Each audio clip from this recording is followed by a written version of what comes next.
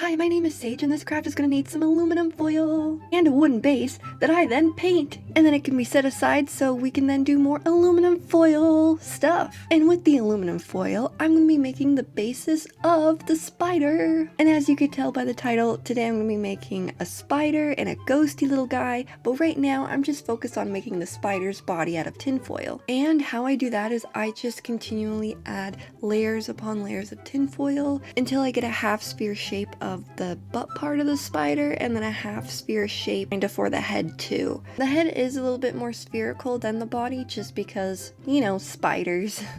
And then here I am wanting to add more to the butt of the spider, so I'm putting my tinfoil ball type thing close to the edge of the new sheet of tinfoil before wrapping it up and then folding the parts that stick out into itself to create more volume. And I do this numerous times until I'm happy. And then I do the exact same thing for the head of the spider, except I end up cutting off the excess before then smushing it to the body, and then I continued doing that until I was happy with the size it was.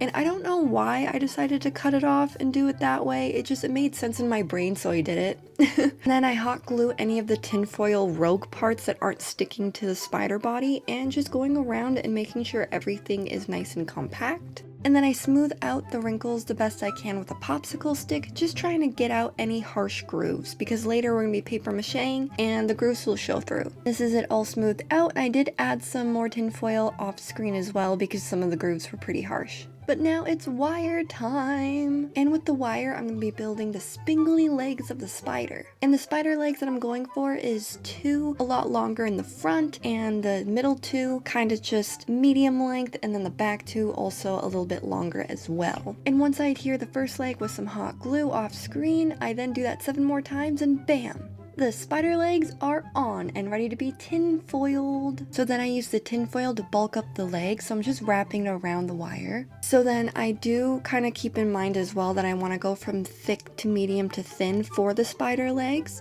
So I do end up keeping the wires at like the very ends of all of the legs out, and that's just an artistic choice. And then I do this another 7 times, and then bam! And this is the legs all bulked up, and I do have pinchers here, but I don't end up keeping them. They just keep falling off, and I took it as a sign that he just wasn't meant to have any. So that's the story of that.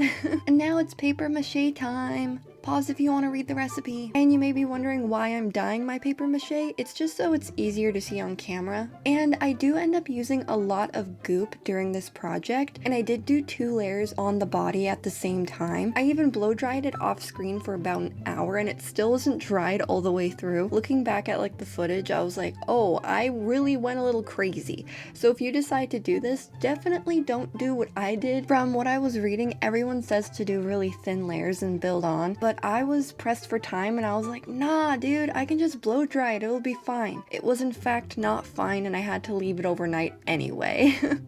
This is my 3rd paper mache project in my life, so I'm still learning, and if y'all have any like tips or anything in the comments, let me know. For the legs, I did just do 1 layer on them. I didn't do 2 layers, and it's just because they're a little spingly and so tiny anyway. And this was the spider an hour after just air drying, no blow drying yet, but as you can see, he's still pretty wet. So while he's drying, I'm gonna do some other stuff, and that other stuff is gonna be with some clay that I got from the dollar store. So here I'm making the spider eyes. So I make 4 spheres before I then cut them in half to make half eyes, so then I can glue them to the spider once I bake them in the oven for a half an hour. And then once they're all cut and ready to go, I then decide I'm gonna make my little ghosty guy. So to make the base, I'm using tinfoil, so then I can build upon that tinfoil with some more clay. So then once I bake him, it's a lot easier to bake all the way through. And since he's a ghosty shape, I'm just gonna make him kind of blobby, but also gotta smooth him out, because you know, he's a smooth ghost.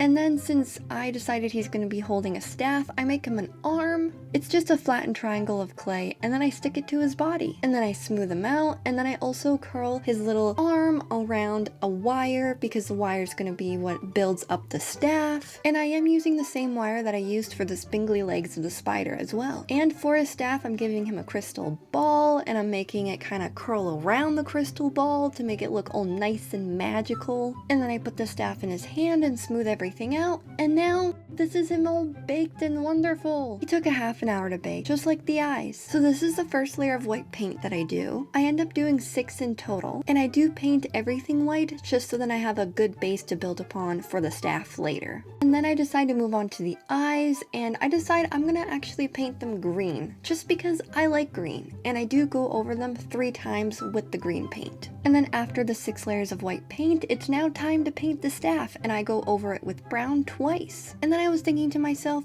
what could make this project even more magical? And then I thought, you know what? Glow in the dark paint would definitely add to this. And then I read the instructions on the back, and it said the more layers you put on, the glowier it will be. So I end up putting 4 layers in total, at least for the eyes. And then while those dry, I go back to the ghostie guy and I paint in his crystal, and I decided to paint it in with a light lilac kind of purpley color. And then I get some black paint and I paint in his eyes. And I do end up making a slight mistake on one of them, but no worries, I still have white paint, so I go over that real quick too. And then after a full night of drawing, the spider is finally ready to paint. And I decided he's gonna be a black spider. Ooh. And this is the first layer of black paint that I do out of 2. I am mostly focused on overall coverage rather than any of the details yet. And painting the spider took around 3 hours altogether because of the texture. So not everything is super smooth, and that's why I had to go back with 2 layers of black paint